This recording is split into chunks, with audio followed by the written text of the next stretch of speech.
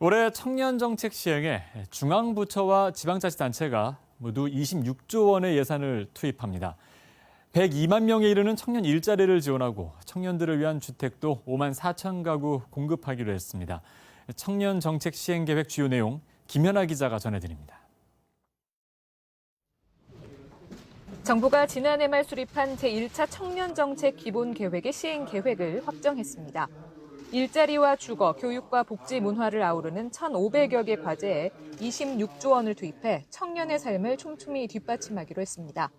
과거에는 정부와 지자체가 별도로 청년 정책을 수립하고 시행해 왔습니다만 이번에는 처음으로 전 기관이 머리를 맞대고 함께 대책을 마련했습니다.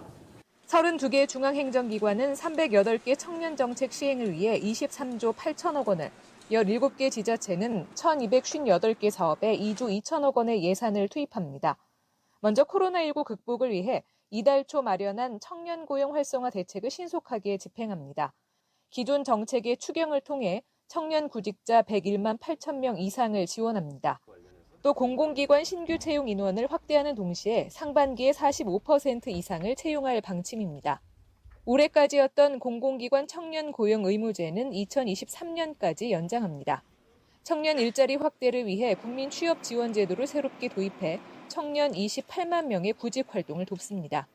K-디지털 크레딧과 K-디지털 트레이닝을 새로 도입해 신기술 분야 역량 개발도 지원하기로 했습니다.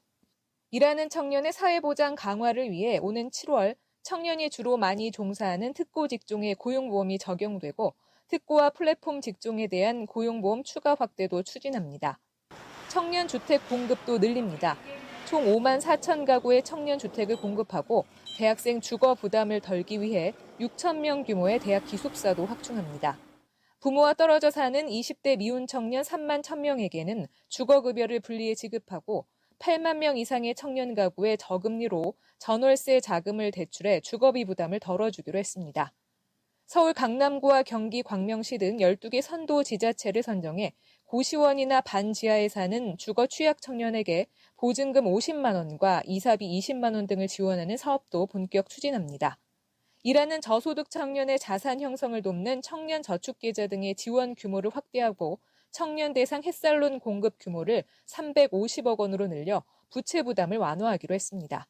코로나 우울증 등을 겪는 청년의 정신건강 관리를 위해 심리지원 서비스를 받을 수 있는 월 20만 원 상당의 마음건강 바우처를 새로 지원합니다. 한편 회의에서는 정보위원회 청년 참여 확대 시행 계획에 따라 45개 위원회에서 청년위원 211명을 위촉했습니다.